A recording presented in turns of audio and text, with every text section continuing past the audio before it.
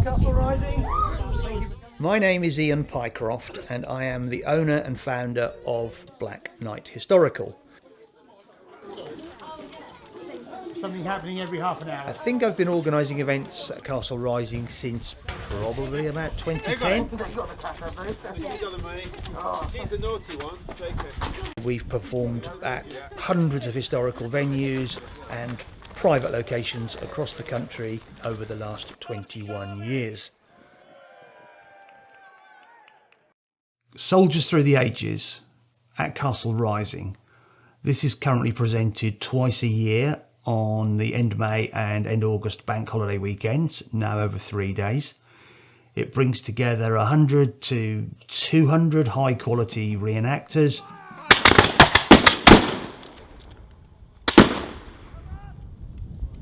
%75% of the characters will be the same because they enjoy it every time, but I have a 25% state of fluidity with different groups and different individuals coming into each show, so it does bring some variety in as well as some continuity.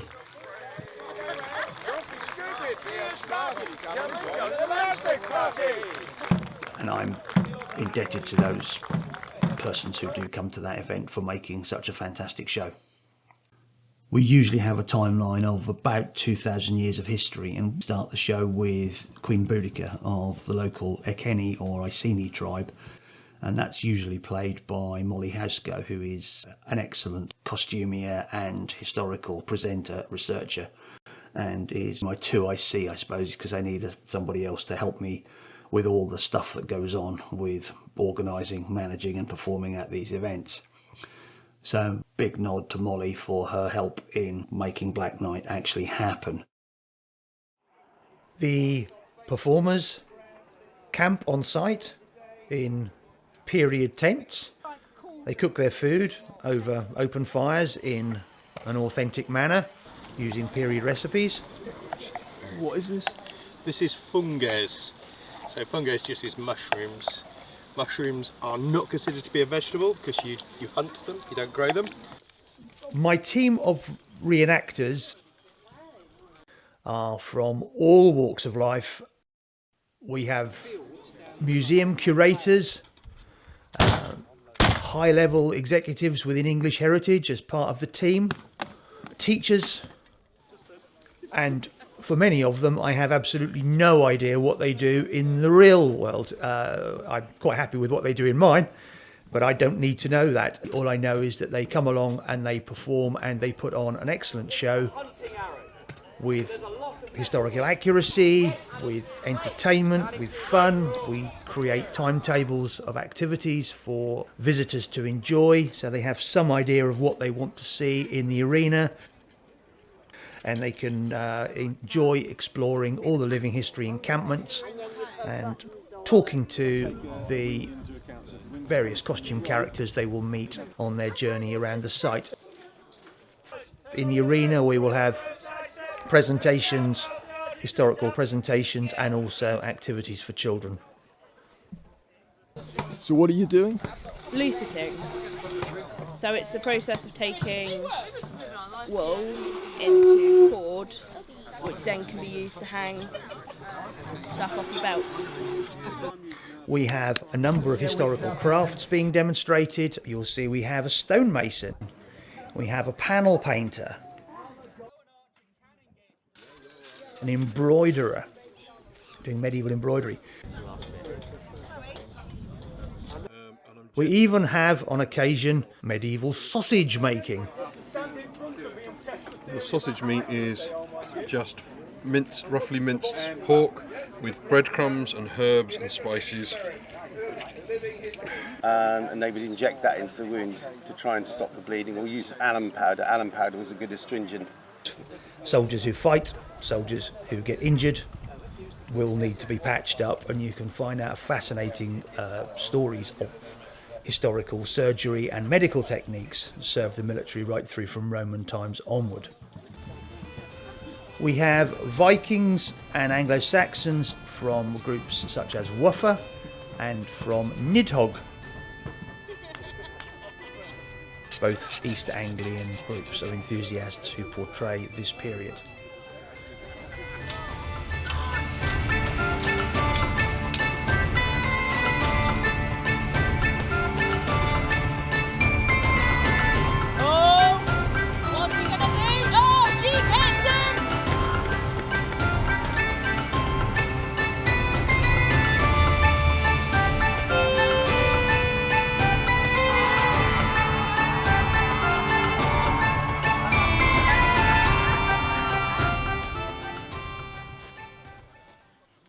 the Song of the Kings. They normally do the Ajaban era of the sort of around about 1200 AD. It's called the time of King John and the Third Crusade.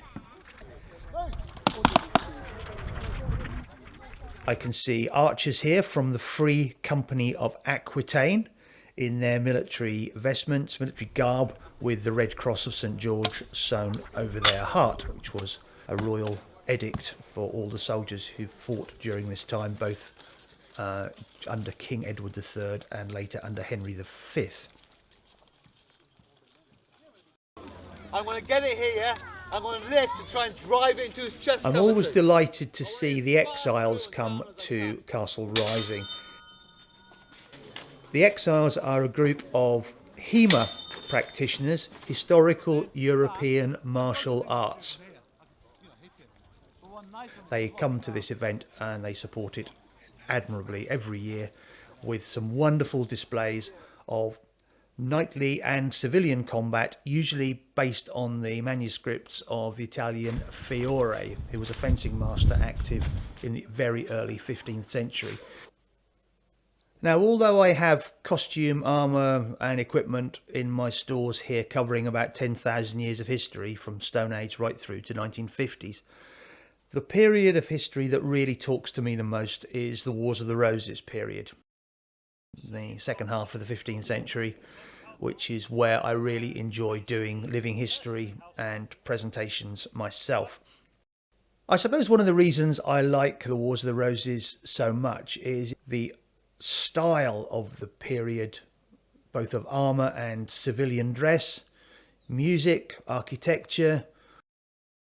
We are usually welcoming a number of groups and performers who cover this period, this fascinating period of turmoil and strife here in England, where the Yorkists and the Lancastrians fight for supremacy and to put their guy on the throne, whether they happen to be Henry VI or Edward IV, respectively.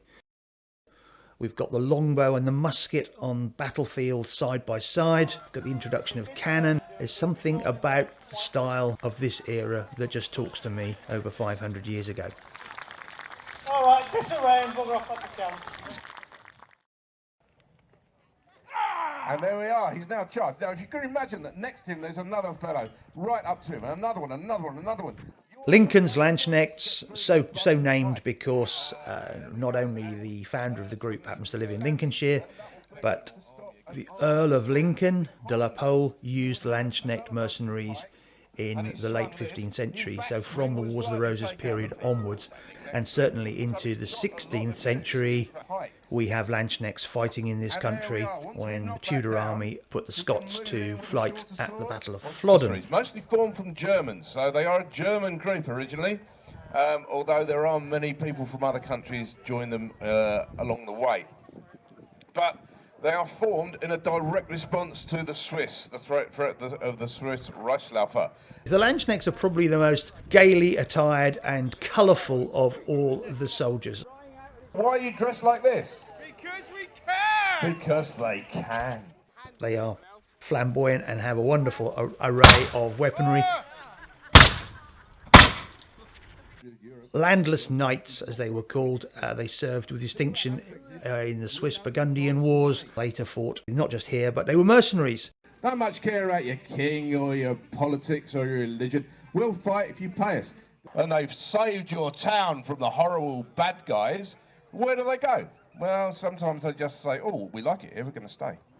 And the problem is, you've got 10,000 mercenaries in your town. You want to get rid of them already once they've done their job. And sometimes they don't want to go anywhere. And there are accounts of them having to be paid to leave the town afterwards.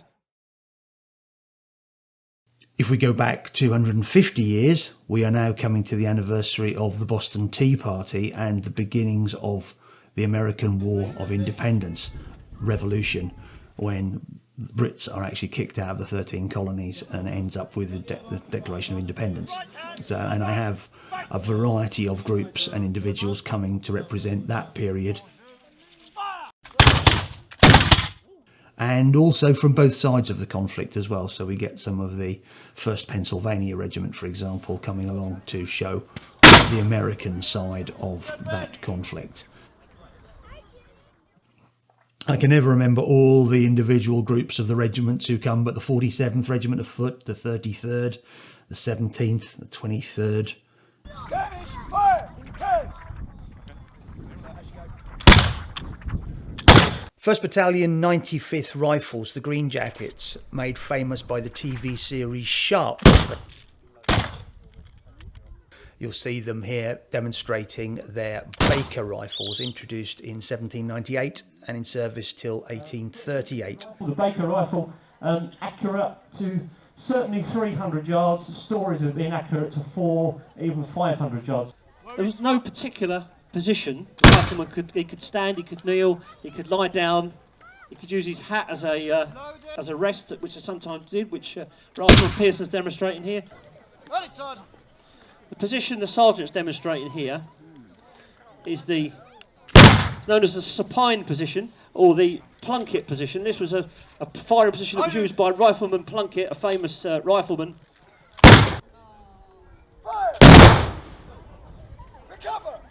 So you can imagine 800 rifles going off like that, ladies and gentlemen. It's quite a noise.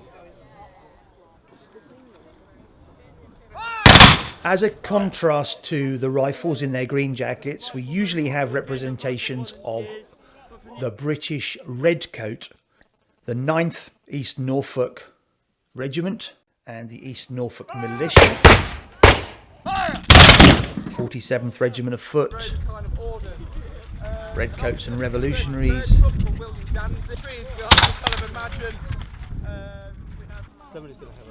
occasionally Napoleonic artillery with cannon. It's great to see them all, and I absolutely love the style of this period of history. It's an exceptional period, and I like that very much.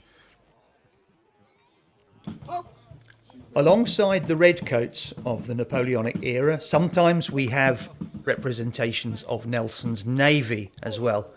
The rum-sozzling Jolly Jack Tars that defended Britain through this period.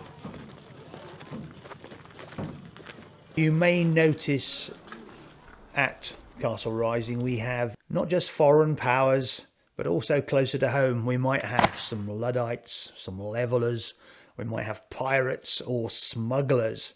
The Georgian era is most famous for smuggling and pirates. Occasionally we'll have smuggling and pirates here, just to give our regular Crown forces something to do. We have some World War I representations from the History Boys. Two of my dear friends from Norwich, Ethan and Reuben, established a small group of reenactment enthusiasts who perform across the country and have had a love of history since they were young schoolboys, and it's great to see them here. Their representations are excellent. Their presentations are always full of interesting facts and a lot of fun. You don't wear it with a helmet, Private Harvey. Take it off.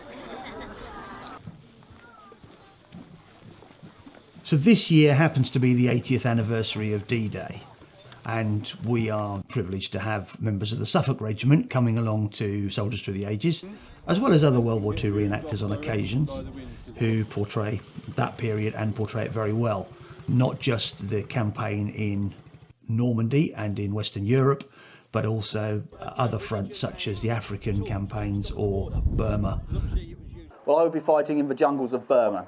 So on a nice hot summer's day, I'm somewhat more comfortable. I've got light trousers, which are not overly heavy. They're not the heavy wool these chaps have got on. And they're also wearing very nice hobnail boots, like I'm wearing here. Absolutely excellent for walking up and down banks like this, but the moment that you get onto a slippery floor in Tesco's, it's really, really not a great place to be.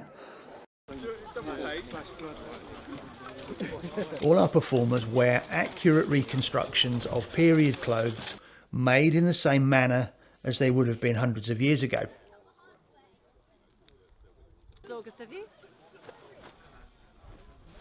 They may be hand stitched, they may be hand dyed, they will be of the correct materials, the correct making of buttons, laces, whatever's holding them and pulling them all together. For me, these are period clothes.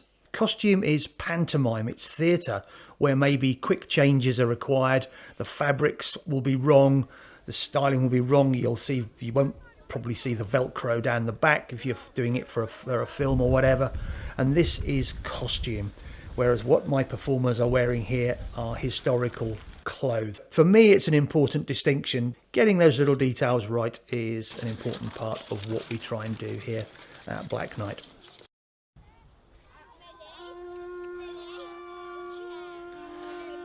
We usually end with a grand finale, which follows a parade.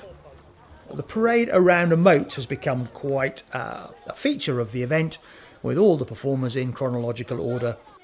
It gives you a chance to see these wonderful clothes and weapons, etc., from a slightly different angle, looking down into the moat as they parade past. Great for photographs, nothing modern in the background.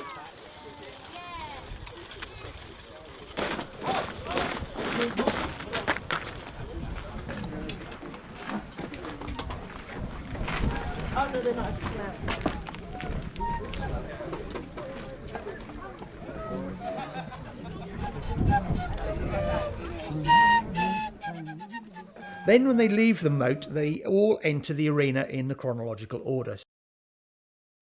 Here we go, ladies and gentlemen, give it up. Here we go, Queen Boudica. So usually Boudica and the Aquitaine come in first and are driven out by the Romans. I'm sure you can see how this is going to go. And the Romans are then driven out by the Anglo-Saxons and the Vikings and the Normans, etc., as we run right through to the modern age.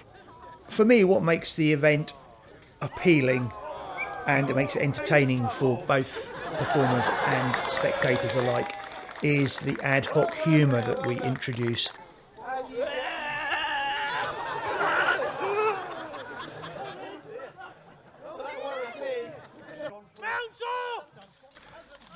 If it's fun, people will remember it and people will come back.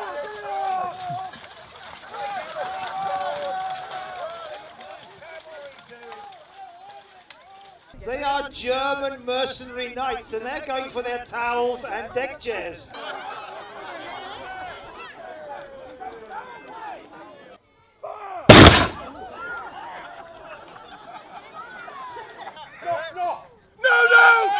It's English humour! It's English humour! You don't understand English humour! On my command! Unleash the loose women! Oh, they're using We love to hear people laughing and enjoying themselves. Advance! Shoot! Go on, get off!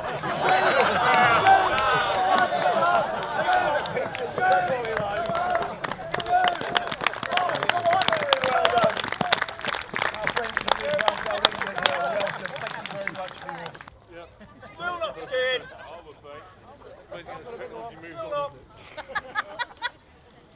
That's far enough! That's far enough, boys! That's fine, stay there!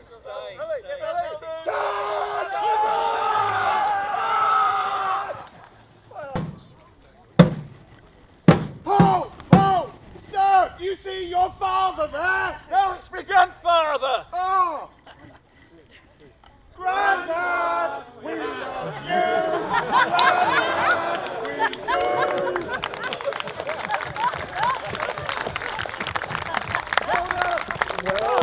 Apologise, our recruits haven't got their sea legs yet. Nothing to do with the rum ration.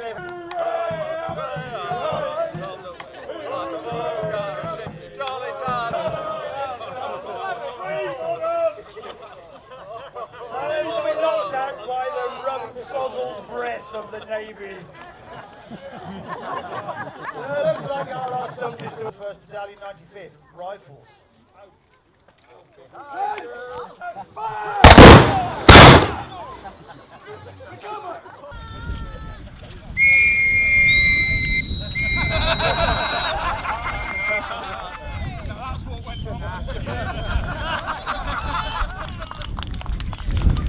We have even put all the performers inside the keep in chronological order and brought them out to the tune of Yakety Sax, which I'm sure you'll be familiar was the theme tune to the Benny Hill Show. 1,000 years roughly of British history, military history, presented here by Black Knight Historical and Friends at Castle Rising. We thank you for coming to see us. Hope you'll come and see us again. Thank you all.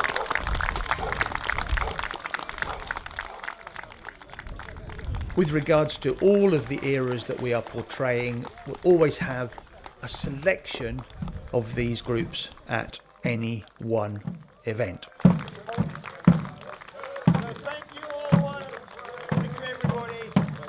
We are always amazed by the feedback that we get from our events, teaching and shows, where people, children, teachers, members of the public have learnt a number of amazing facts, and they are kind of blown away by what they're going to get out of a show. I think it's fantastic. I really am impressed. I mean, I've been here before at the castle, but I've never seen any effort like this. I think people really went all out. Going around the different tents and finding the different techniques, such as the dyeing and the weaving, and also the armour and the apothecary and the Roman doctor, which is great. I'm looking around some of the people who are in costume. They are so knowledgeable. It's been brilliant. We're trying to educate and entertain both at the same time.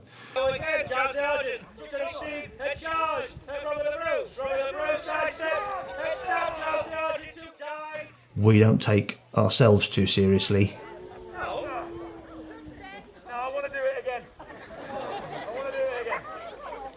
But we would like to imagine that we've done our research quite well. The people we've spoken to at all the various campsites have been really fascinating, lots of new details I didn't know about, and they've been very friendly and helpful. Good. I'm more interested in the World War II type stuff, but yeah, it's been quite interesting. We've got 3 kids with us, 5, 7 and 13. They've all been kept amused. Kept entertained. That's great. That's great to hear. The people have been fantastic. The costumes and all the reenactors have done a fantastic job. It's been really, really good. Do you have a favourite period of history? I just watched the 95th Rifles, and as it happens, my son is in the Rifles as we speak. So it was interesting to see the history of that regiment. I like the roses. It was the roses. It was the roses, only because it's armour. Being able to see stuff from all walks of life and from all periods of history, from the Romans all the way through. Not just the weaponry and stuff, it's the people, the way they were fed, everything all the way through. Yeah, so you've seen some of the food demonstrations? Yes, very interesting, yeah. Name's Damien Smith. The group I run is NIDHOG Isles of Flag. We're based in Great Yarmouth area. We do Rus Vikings up to medieval Crusaders. And what I do in the real world is a double glazed window fitter. Hi, I'm Dave Aston. I'm here with Black Knight Historical. I'm doing early 14th century, and in the real world, I'm a primary school teacher.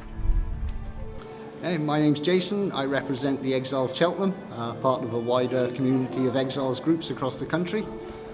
We study historical European martial arts, specifically the art of Fiore de Liberi. In my day job, I'm a fine art bronze technician. I make fine art sculptures that you'll see all across the country. My name is Ruben Harvey. I'm a First World War Tommy. I am here with History Boys, and in the real world, I am a student at university studying history. My name's Paul. I come from a little village near Norwich. I am a member of HMS Billy Ruffians, or Bellerothon, and we are also members of the Napoleonic Association. And my real job is that I'm a clinical nurse specialist in the NHS, working in one of the local hospitals, and about to retire after 34 years. I am Sergeant Sturch of the 1st Battalion 95th Rifles Regiment of Foot, and in the real world I am, believe it or not, I'm a toy shop manager, so I play with toys during the week and play soldiers at the weekend. And which group do you think was best? Oh, the Landsknechts were fantastic. Well, thank you very much, man. You're very welcome. Thanks very much. You and me are having issues. I've not seen you all day. Yeah, not seen you all day. Isn't it? It is a very big problem. Some of them are stroppier than others. I know. Oh God, nice. I love that. That's brilliant. I've never been able to get rid of it that quickly, so I remember that one. 3 cheers for His Majesty King George! Hip hip hip! Hip hip hip! Hip hip hip!